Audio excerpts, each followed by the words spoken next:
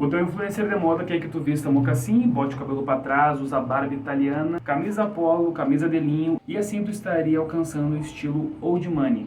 O estilo que tem se tornado muito popular e não deixa de ser uma tendência agora para 2026. Mas será que é possível distinguir o estilo da roupa com o estilo de vida do old money? Será que tem como ser um old money sem money? É sobre isso que a gente vai falar aqui nesse vídeo.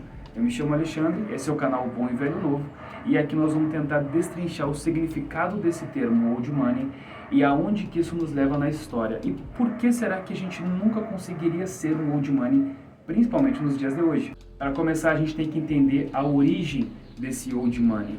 Não da tradução literal da palavra, que significa dinheiro antigo, mas o quão antigo esse dinheiro é. Há quanto tempo que essas pessoas possuem esse dinheiro e por que isso é tão importante para definir o estilo de vida delas. Para entender isso, a gente tem que voltar lá para o século XVIII, século XIX. Nessa época, essas pessoas já estavam bem estabelecidas. Os old money, ou os aristocratas, eram proprietários de títulos de terra, o que dava a eles também o título de nobreza e a proximidade com a coroa, além da influência política e econômica nas regiões europeias. Como no século XVIII começa a Revolução Industrial, no século XIX, já consolidado um modo de produção industrial, essa nova classe chamada de burguesia, ou os novos ricos, nesse caso os new money, começa a crescer, ao ponto de ficar tão rico, se não mais rico, do que os nobres e do que a coroa. E aí que entra um detalhe muito importante.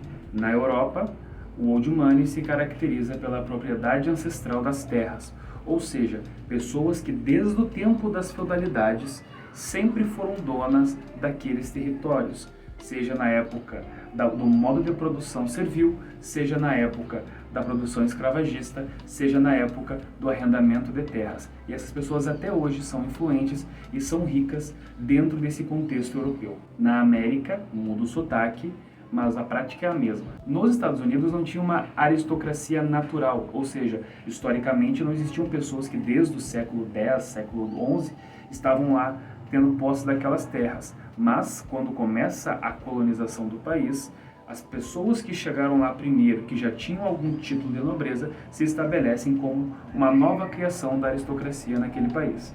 Tanto pela dominação do comércio marítimo, dos portos, da chegada de navios e partida de navios daquele território, quanto na propriedade de terras. De todo modo, a gente tem uma separação do que é os velhos ricos e os novos ricos, tanto nas Américas quanto na Europa.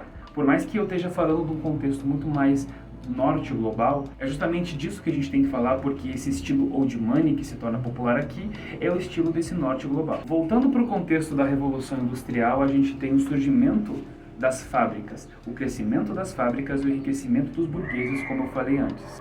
Quando essa classe se torna tão rica quanto ou até mais rica do que os nobres, começa uma tensão. A Revolução Francesa, por exemplo, se deu como um golpe de Estado financiado pela burguesia para tirar o poder da coroa e conseguir a influência política, que era o que definia ser ou não um nobre, ser ou não relevante naquela sociedade. Ao mesmo tempo, nós temos que entender que a aristocracia são pessoas que sempre estiveram lá. Elas não chegaram lá, como os burgueses teriam teoricamente chegado. Eles são o lá, e eles criaram o que a gente chama de lá. Vamos sair da abstração do que é esse lugar metafórico e vamos entender o que significa fazer parte dessa nobreza. Já ouviu a expressão que diz, pode ter o dinheiro, mas não vai ter o bom gosto?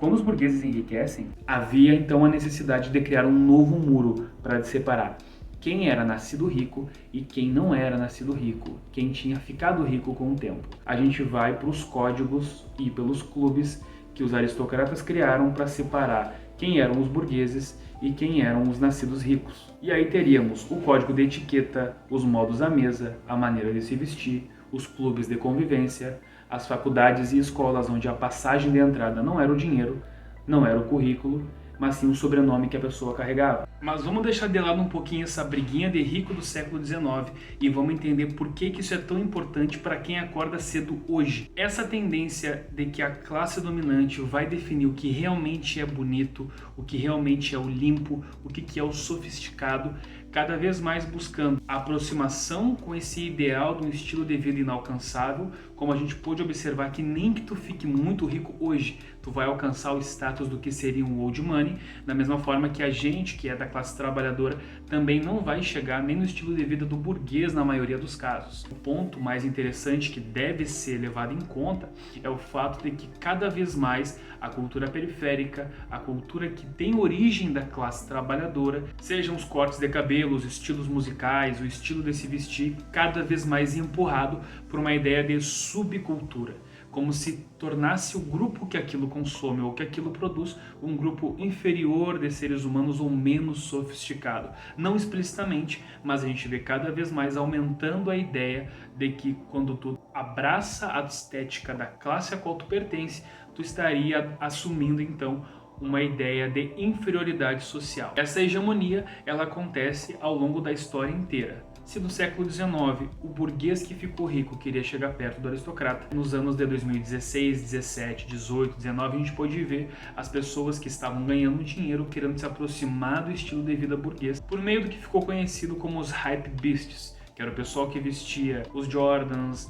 as camisetas da Off-White, que eram caríssimas, as collabs raríssimas da Supreme com sei lá qual outra marca, fazendo com que os produtos tivessem os preços muito elevados. Vestir aquilo significava que tu estava expressando um estilo de vida muito específico. Hoje em dia, isso trocou um pouco de alvo, mas segue na mesma linha. A classe operária buscando imitar o estilo, buscando expressar o estilo de vida e de vestimenta daquela classe que enriqueceu através do próprio sangue deles.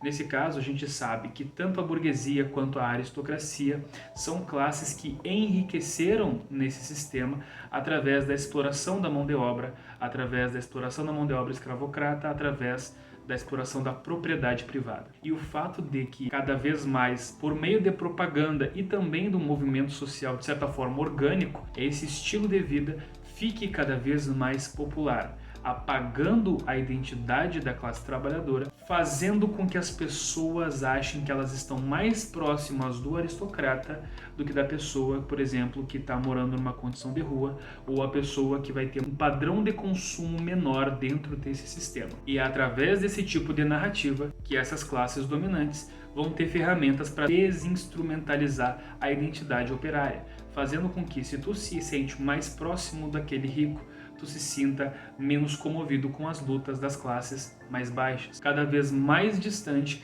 da luta operária, muitas vezes defendendo políticas e buscando ideais de sociedade que vão contra os teus próprios interesses e contra o teu próprio bem-estar. O fetiche da mercadoria, nesse caso, é o que faz a pessoa acreditar que se ela tiver certos produtos, se ela vestir certas roupas, se ela morar em determinado lugar, se ela conseguir comprar determinado veículo ou viajar para tal destino nas férias, como se esses produtos tivessem o poder mágico de fazer com que ela vivesse um estilo de vida que não é o dela. Quando, na verdade, o que separa essa pessoa que, ao ter um padrão de consumo um pouco mais elevado, mesmo ainda fazendo parte da classe trabalhadora, da pessoa que tem uma riqueza herdada de gerações para gerações, são centenas de anos de exploração da classe a qual ele mesmo pertence.